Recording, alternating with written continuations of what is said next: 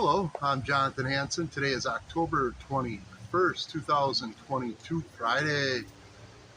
Just got done reading Acts 6 through 10. Today should be a good day. I got a couple things I'm going to paint on, but let's first take a little walk and talk. I want to give you some background a little bit on my previous work history and why I decided not to work or punch the clock or work for the man anymore. Been a very difficult, long, drawn out position I've taken, but it's got its ups and it's got its downs. But I just want to give you some background on my work history. So let's take a little walk and talk. Today it's a beautiful day, Friday, October 21st, 2022. Just a reminder, I'm 21 days behind on my house rent as of today. Let's go for a little walk. And as I've said earlier, in some of my other, not earlier, but in some of my other videos, I've worked for Krogolski when I was a young kid up through about 17. High school, my first job out of high school, and man, you know, being numbered, you know that success isn't on your side. When my first option out of high school for a job was Stebbins Lumber Mill, the box shop on M35 in Menominee, Michigan. Started off there at $5.75 an hour. Worked there one day, and it was the hardest day I ever worked. I didn't make it for more than one day at Stebbins Lumber out of high school. Then I went to Menominee Saw and took a job for I think it was $5.25 an hour in 1995. I graduated in 95, so just getting out of high school. This was my future, you know, wasn't to go away to college, or there was no happy beginnings or starts to any wonderful careers out of high school. It was what it was. I knew I was numbered. You can, after so long in life, when you talk to people and you hear how they talk back to you, you kind of get a general idea of what people think of you. And I've known that since I was young. I knew what people thought of me, and it hurt because I always thought I had more to offer than just being the stereotype poor privileged kid from Menominee, always going to suffer. I never wanted that, never dreamed that would ever even happen. Went to Menominee Saw, and I remember the supervisor there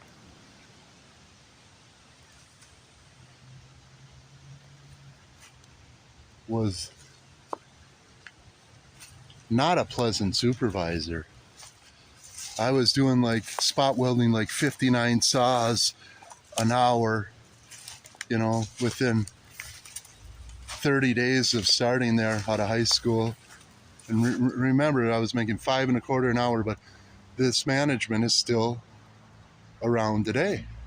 This poor management around our area. It's not fair. They came into these jobs to harass and discriminate against people, and never have had to suffer any consequences. But I worked there for about 2 months, and then one of the kids that was quitting college that had more favor than me, they laid me off to hire him.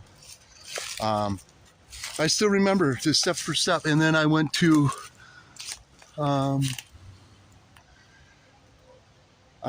Fairway Foods after 3 months of graduating high school. I think I started off there at $8.27 an hour,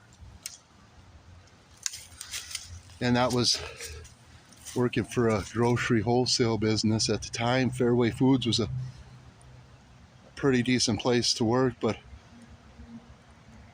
I didn't get treated much better there either.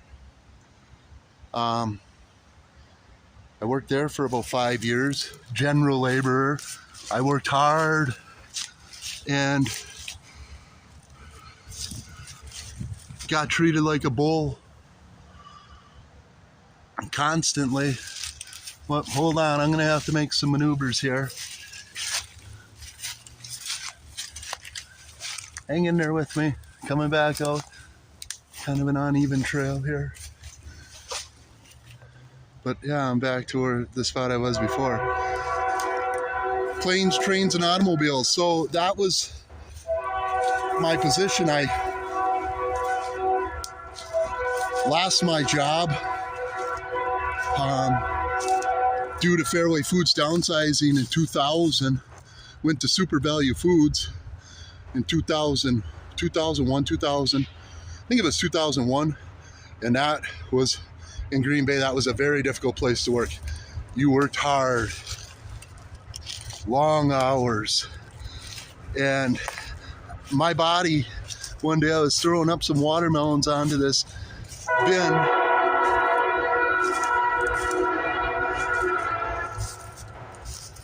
I'll talk when the train goes by.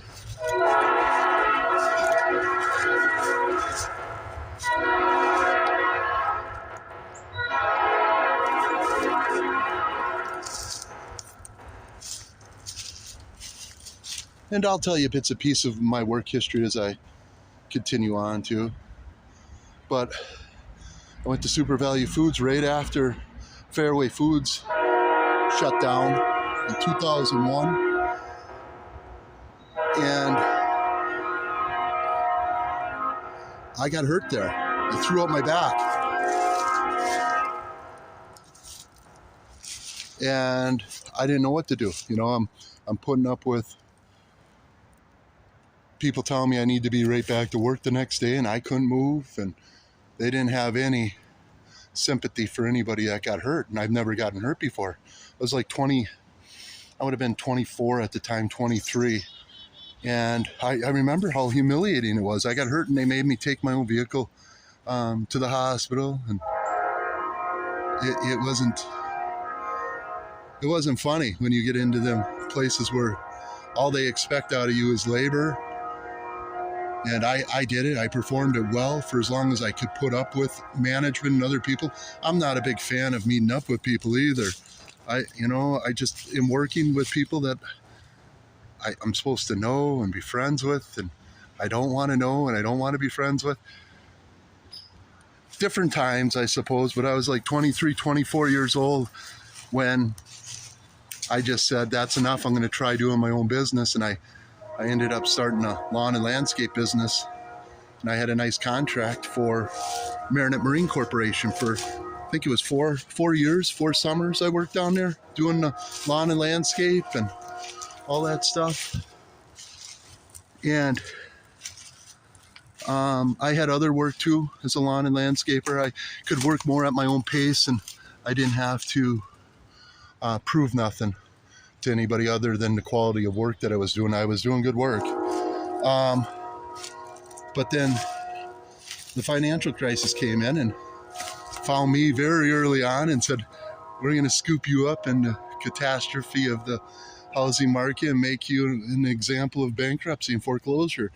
And that was in 2005, after working for several years as lawn and landscaper contractor on the Menominee, Michigan area. I decided to just let everything go. I couldn't afford it anymore. Bankruptcy was inevitable, and it was coming for me, and there's nothing I could do to save myself, and there's nobody to save me from it. And that's not anybody's problem, but them are the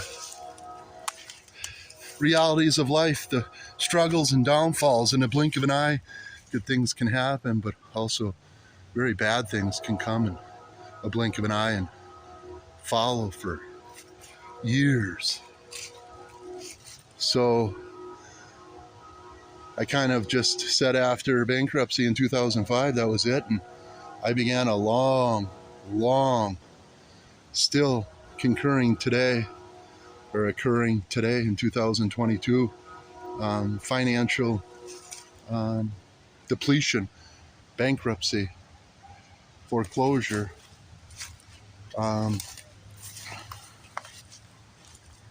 So I decided that I would be creative with my time and start painting and doing other things that were less physical on my body, seeing that